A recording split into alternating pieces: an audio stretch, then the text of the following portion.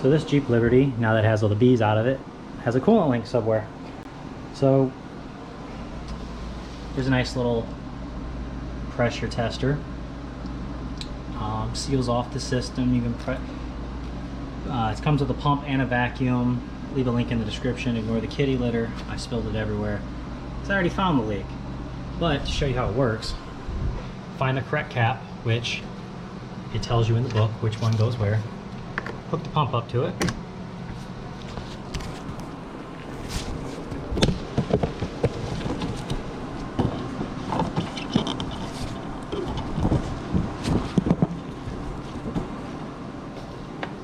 Then we pump. Now it takes a while to pump.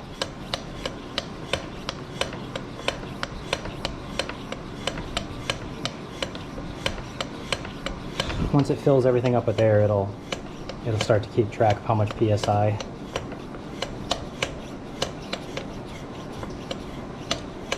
But now that it's keeping, you can already hear it and see it's leaking on the bottom left-hand corner of this radiator. It's no good. So I'm going to have to take it out anyways. I'd like to just go ahead and I'll replace that and the hose.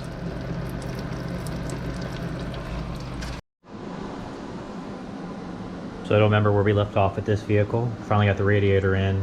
There was a small leak, did a pressure test, it failed, found the leak. So using a 17mm, go ahead and loosen up this drain right here. There shouldn't really be anything left in this radiator because it's all over my floor.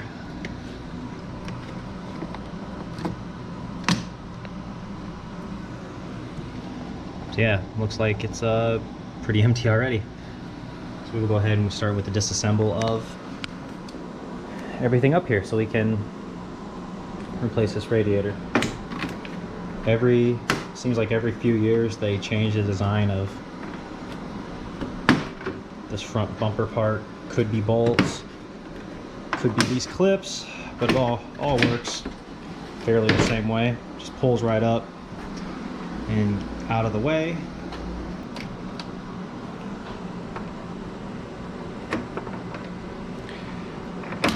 I bought hose clamp pliers. They're just not in yet today. Should be sometime in today. But we can't wait for them. We got to start.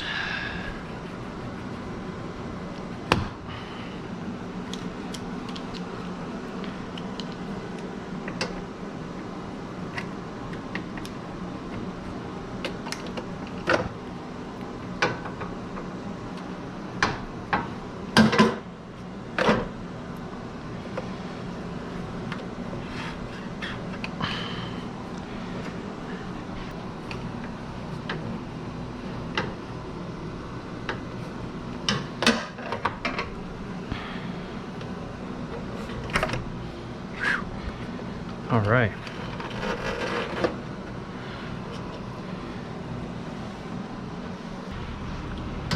All right, so now we're going to remove the 10mm bolt, which is right here. Should be another one right there.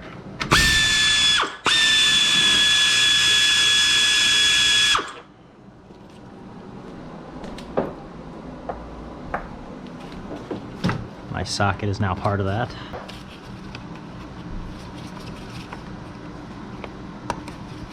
There we go. Just gotta keep going out with that lock until it goes all the way out. Hide that.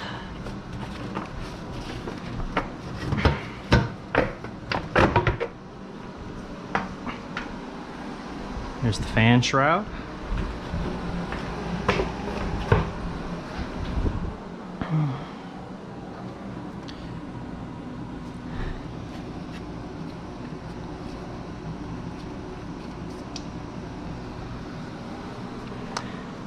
So yeah, it's pretty much empty. Like I said, it leaked all over my floor. So now with the 10mm, we'll go ahead and start with, we're gonna have to remove this bracket.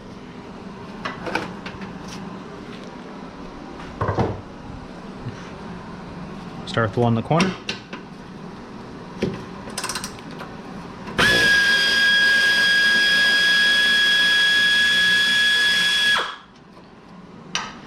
Skip the middle one.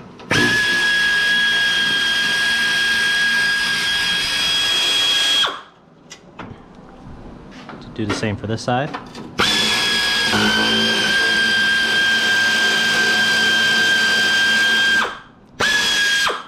And we'll skip the middle one again.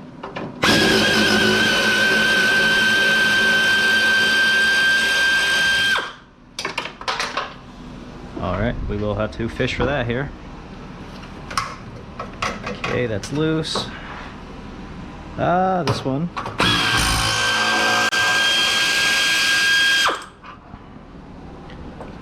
And there's two more down here.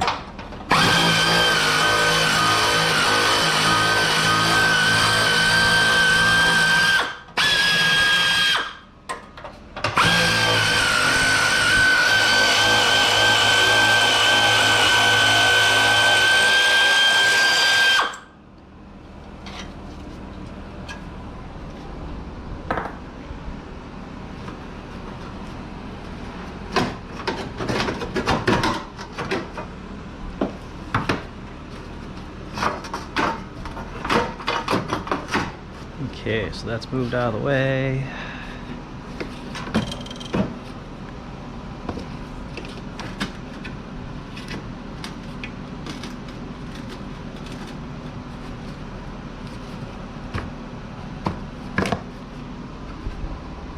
That's just held in by two little push pins. I pushed it out yesterday. It's making a weird whistling noise, so I gotta figure that. This whole vehicle was sitting in a field for 9 months, so you know, there's a lot of stuff that I gotta figure out what's wrong with it.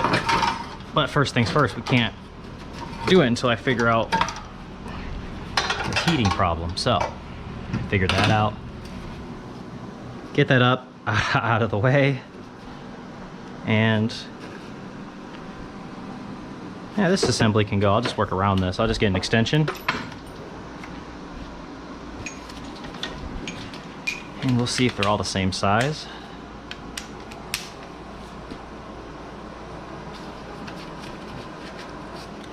Okay.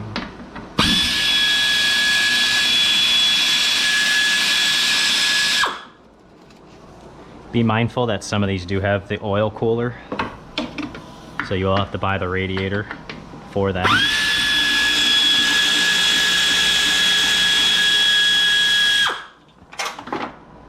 I don't know what the difference is, so I can't explain to you, but there is a difference. This one does not have an oil cooler. And in case you're wondering, right here is your ambient air temperature sensor.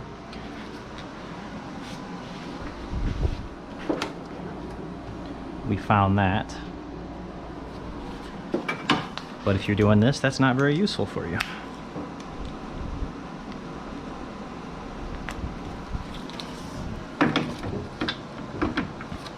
Let's go shallow.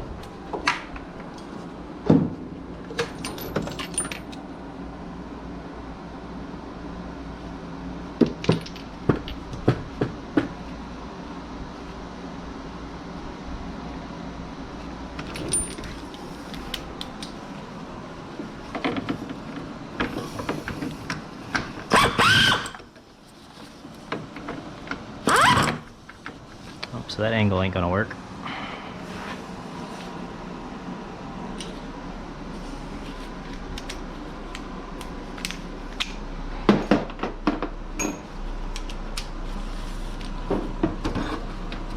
Ugh.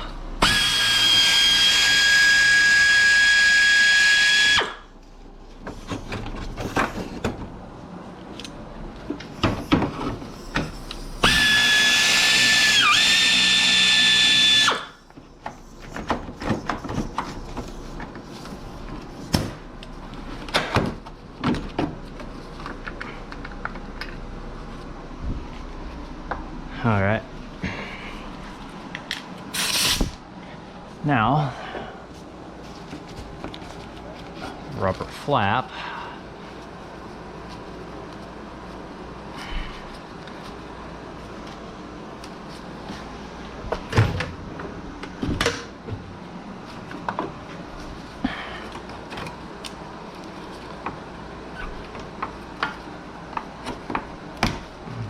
little push pins.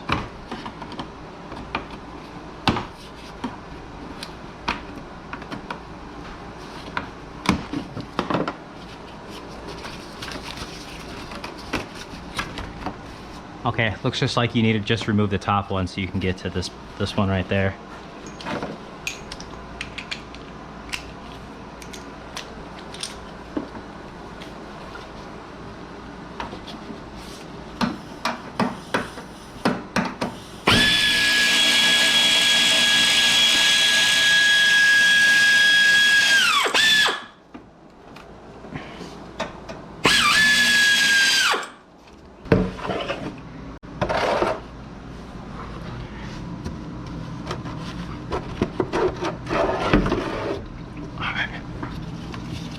Come here,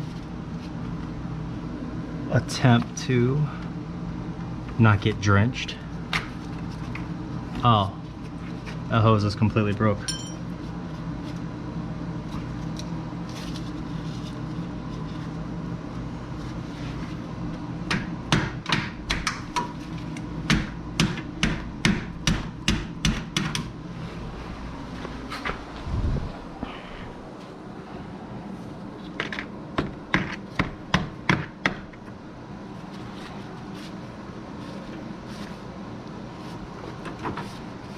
Good thing it's getting replaced. And I got brand new clamps for it too.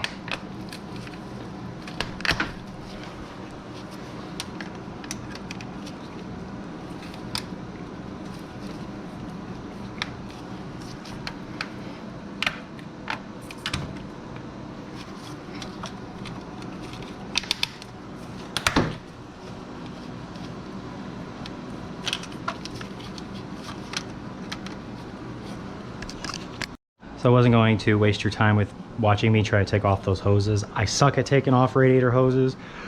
Maybe it'll be better with my hose clamps, but as far as using plier, it takes me about an hour.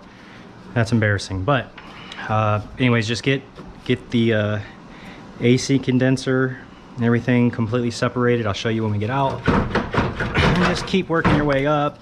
You just gotta watch the condenser lines.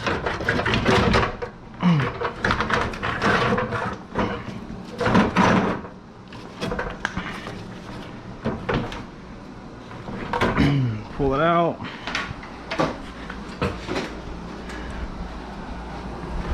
Okay, so here's what you need to look for. Everything just sits in these brackets. There's two separate brackets, so this is what you need to look for. And like I said, I could not get this hose off, so I had to bring it all with me. Depending on what your new radiator comes with, sometimes you got to replace or use the original grommets and stuff, but we'll see. We'll go get it.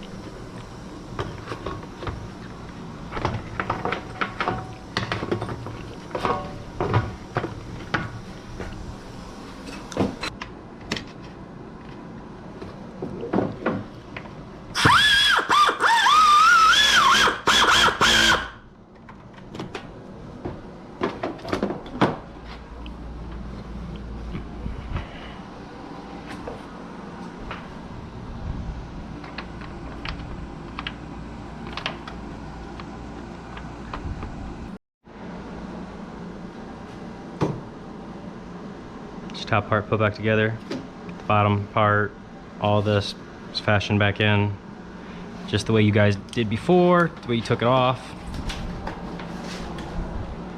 All right, already vacuumed it. It's been sitting for 15 minutes and pressure holds, so that means the leak is fixed. So now time to refill it.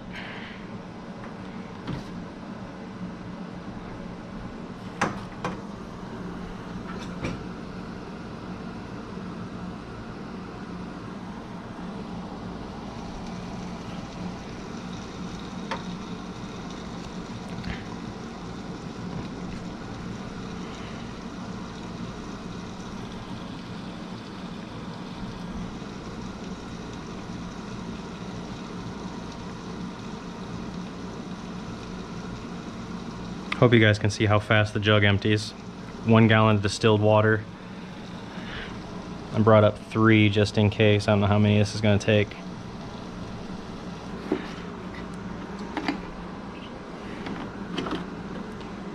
Second jug, here we go.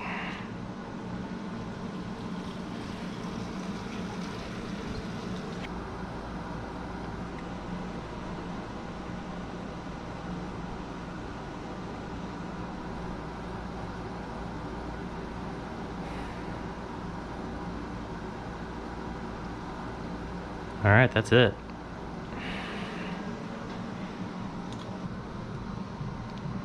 Yeah, we can leave that open. That way we can bleed out any air.